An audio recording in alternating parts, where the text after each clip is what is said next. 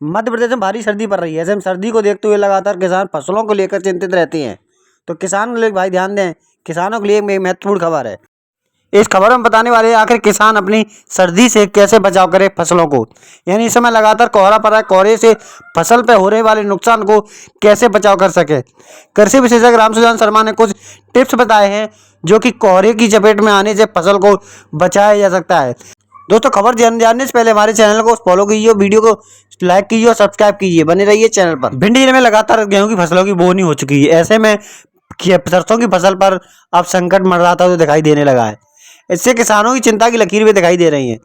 दरअसल आपको बता दूं, गेहूं की फसल की बोनी होने के बाद सरसों की फसल तैयार खड़ी है। ऐसे में भिंड जिले में लगातार पिछले 8 दिनों से कोहरे की चपेट की वजह से किसान के चेहरे पर चिंता की लकीर से बताई हुई है। ऐसे में किसान लगातार सोच रहे होंगे कि आखिर अपनी कोहरे से अपनी फसल को कैसे बचाया जा सके। कृषि विशेषज्ञ रामचंद्र शर्मा ने बताया कि कुछ कोहरे से बचाने के लिए हमारे पास कुछ ऐसे सुझाव हैं जिससे किसान अपनी कोहरे की चपेट में आने से फसल को बचाया जा सकता है। जैसा कि आप जानते हैं, रबी की फसलों में दिसंबर लास्ट में कोहरा इस क्षेत्र में बहुत होता है और कोहरा फसलों के लिए नुकसानदायक है। क्यों नुकसानदायक है? उससे टेम्परेचर कम होता है, जो ओस की बूंदें रहती हैं कोहरा की वजह से पत्तियों पर जम जाती हैं बर्फ़ की तरह।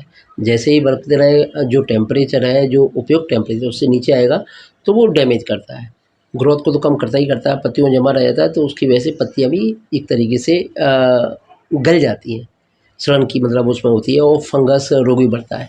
तो बचाव की जहाँ तक बात आती है, इसमें 2-3 तरीके अपन अपना सकते हैं। केमिकल विधि को अपन बिल्कुल छोड़ दें, क्योंकि अपने क्षेत्र में केमिकल का बहुत ही कम उपयोग किया जाता है। भौतिक विधियाँ हैं, उनका किसान भाई उपयोग करें।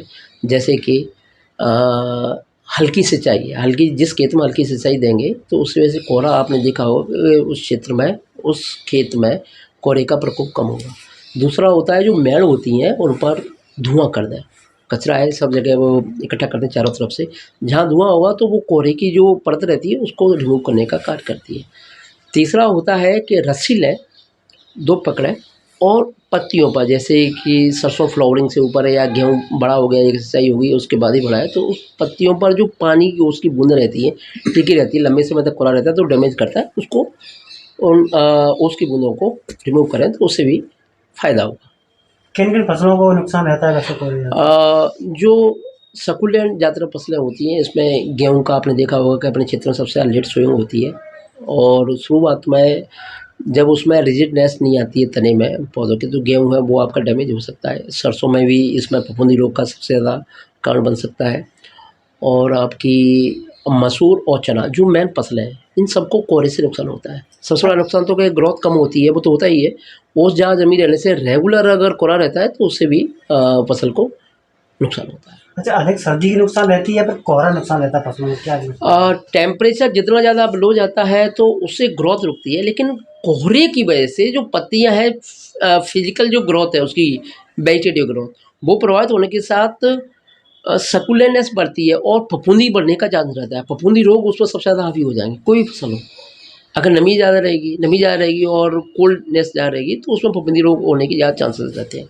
इसमें सरसों और गेहूँ, चना और मसूर तीनों में ये इसका तीनों फसलें प्रभावित होंगी चारों।